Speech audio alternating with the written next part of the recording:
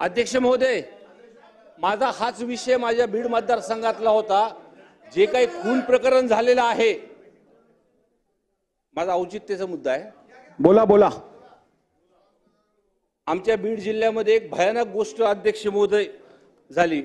संतोष देशमुख नावाचा एक सरपंच दिवसा ढवळ्या त्याचा खून करण्यात आला अध्यक्ष महोदय, आणि अजूनपर्यंत त्याच्या मागचा जो मास्टर माइंड आहे तो सापडलेला नाही अध्यक्ष महोदय। वारंवार एक सदस्य म्हणून ह्याच्या तक्रारी मी करतोय। त्याचं नाव वाल्मिक कराड आहे अध्यक्ष महोदय। हा असा व्यक्ती आहे, एक 2 मिनिटं सगळे बसून घ्या। ते बोलतायत सदस्य बोलतायत, बसून घ्या। बोला। मुख्यमंत्री साहेब, बोला बोला। मुख्यमंत्री साहेब, माझी विनंती आहे आपल्याला की अशा ज्या क्रिमिनल माणसं आहेत, एक आमदार म्हणून आपल्याला एक बॉडीगार्ड भेटतो आणि एक क्रिमिनल माणसाला 2-2 बॉडीगार्ड कशी काय भेटतात, हा माझा विषय आहे अध्यक्ष महोदय।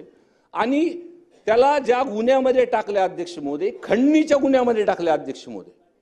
खंडणीचा जो 302 मध्ये जे कट रचलेलं होतं अध्यक्ष महोदय, त्याच्यामध्ये अजून सुद्धा हा वाल्मिक कराड नावाचा व्यक्ती त्याच्यामध्ये घेतलेला नाही अध्यक्ष महोदय।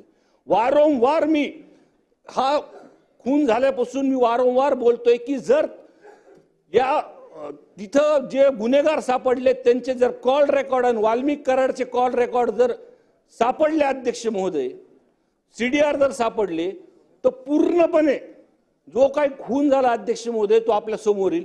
माझी विनंती आहे मुख्यमंत्री साहेबांना की आपण चॅलेंज म्हणून गडचिरोली जसं घेतात तसं चॅलेंज म्हणून आमचा बीड जिल्हा घ्या, आणि हा जो गुन्हेगारीचा पॅटर्न आमच्या जिल्ह्यामध्ये वाढत आहे अध्यक्ष महोदय, ह्याच्यावरती आळा काढा। आणि अध्यक्ष महोदय, जनतेमध्ये जिल्ह्यामध्ये एवढा रोष आहे अध्यक्ष महोदय की जर हे अधिवेशन संपुस्तर जर या वाल्मिक कराडला जर अटक झाली नाही तर भव्य दिव्य आंदोलन आणि मोर्चा हा बीड जिल्ह्यामध्ये निघणार अध्यक्ष महोदय। माझी विनंती आहे मुख्यमंत्री महोदयांना की आपण साहेब बोला ह्या संदर्भातलं की त्याला अटक कधी होणार साहेब।